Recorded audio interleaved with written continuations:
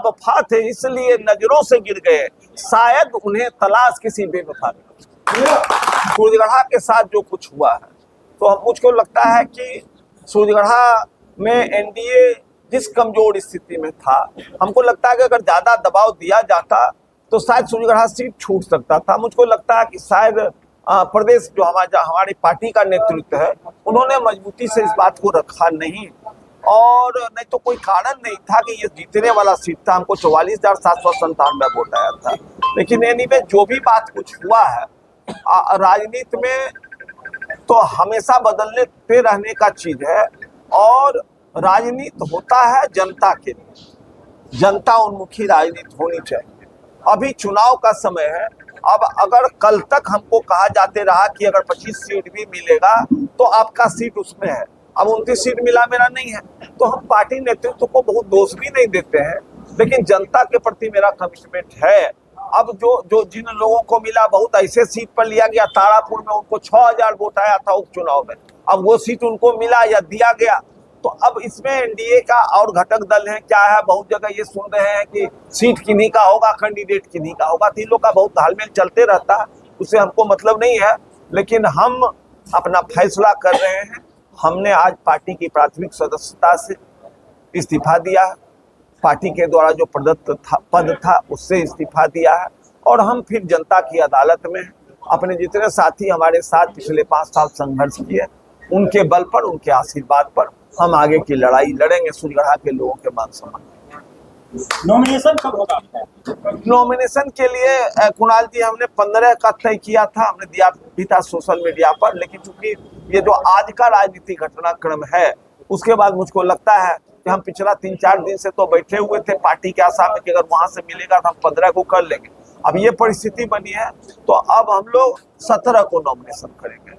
अंतिम दिन जो है शुक्रवार को 17 अक्टूबर को, उस दिन हम लोग नॉमिनेशन। जनता जानना चाह रही है कि आखिर अब अशोक बाबू का अगला कदम क्या होगा, क्योंकि आपने लोजपा से इस्तीफा दे दिया। क्या लग रहा है, लोजपा में भी कुछ चांस है? नहीं, कोई चांस नहीं। लोजपा जब इस्तीफा दे दिया तो वहाँ कोई चांस नहीं ना, उससे क्या मतलब होता है। सीट तय हो गया है, और हमने वहाँ बात कर लिया प्रदेश नेतृत्व से, और हमने उनसे सहमति ले लिया कि अब हम मेरा ये नैतिक दायित्व बनता है कि हम आपके साथ नहीं रहे, क्योंकि हमको जनता के बीच जाना है, और ये भ्रम की स्थिति में रहने वाले हम लोग नहीं हैं।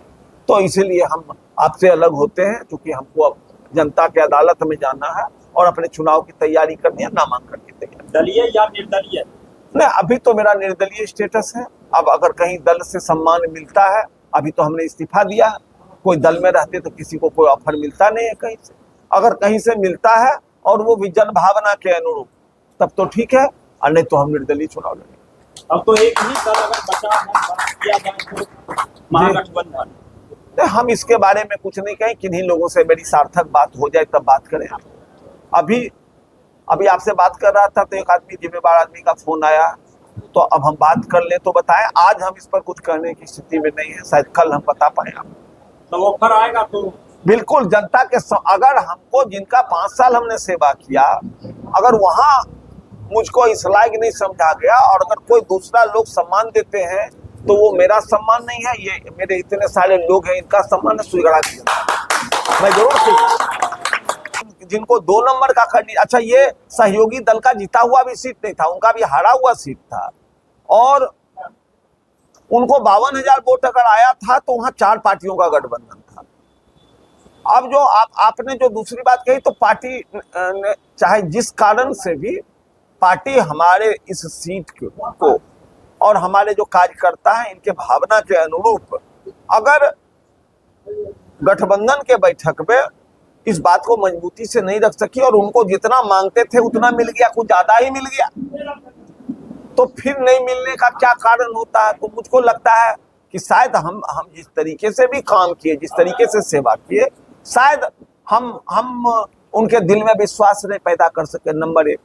नंबर 2, आपने कहा आदरणीय सूरज बाबू के बारे में, तो मैं आपको ये बता दूं कि 2020 के चुनाव में भी मेरे चिराग पासवान जी से पहचान नहीं थी। स्वर्गीय रामविलास पासवान जी उस दिन तक जिंदा थे, हमको 7 तारीख को मिला था ये सिंबल, तो वो सूरज बाबू ने ही दिया था, पूर्व सांसद मुकामा, और उन्होंने तब दिया था जब हमने 14 के चुनाव में, आप तमाम लोग गवाह हैं कि हमने उनका जबरदस्त विरोध किया था जदयू प्रत्याशी के तरफ से यहाँ। उसके बाद उन्होंने बुला के हमको टिकट दिया। तो बट नेचुरल है कि जिस आदमी ने आपको कठिन समय में सहारा दिया तो उनके प्रति मन में सम्मान होता है। अब अगर इस कारण से लोगों ने कहा, आज भी जो आप बात बोल रहे हैं, आज भी इस तरह की बात छनके पार्टी के साथियों ने कहा, तो मैं मानता हूं कि इतना छोटा दल का नेता को नहीं होना चाहिए छोटा दिल के।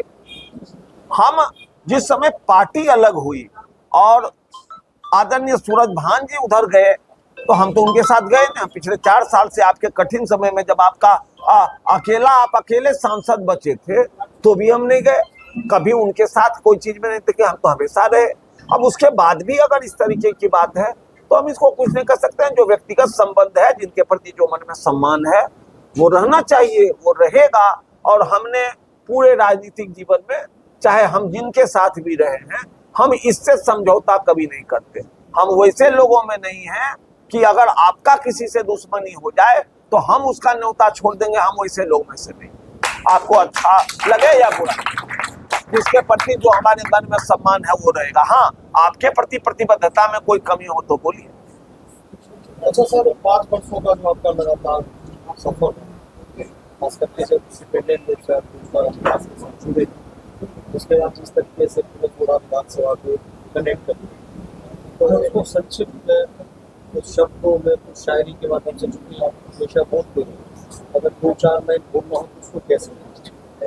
अब ये शायरी का वक्त तो है नहीं, ये फैसला करने का वक्त है। और आप जानते हैं कि आप लोग के समर्थन से हम अब चुनाव में जा रहे हैं, महासंग्राम में जा रहे हैं।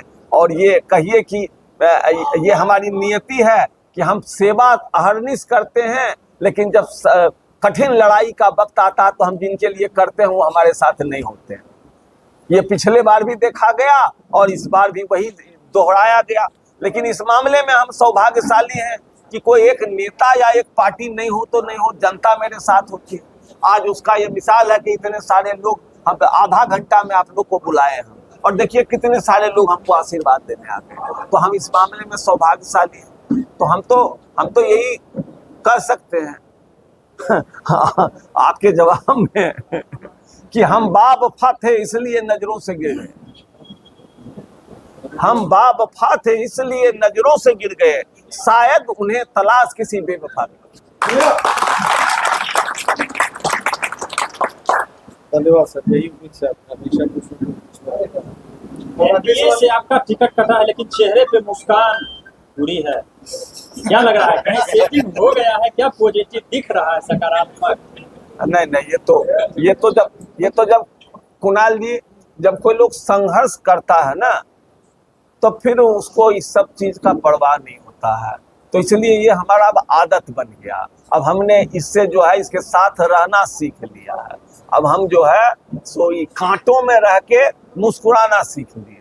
तो इसीलिए अब हम, हमारे चेहरे का मुस्कान जो है सो वो खत्म नहीं होता, कभी नहीं होता। और हमको जब भी ऐसा मौका आता है तो भगवान हमको भीतर से ताकत देते है ना, कि हम और है। गालिब का एक शेर है कि इन आबलों के पांव से घबरा गया था मैं। आबलों के पांव मतलब कांटा से जो है सो बिंधा हुआ जो पांव होता है उसको कहते हैं। इन आबलों के पांव से घबरा गया था मैं, जी खुश हुआ है राह को पुरखार देकर।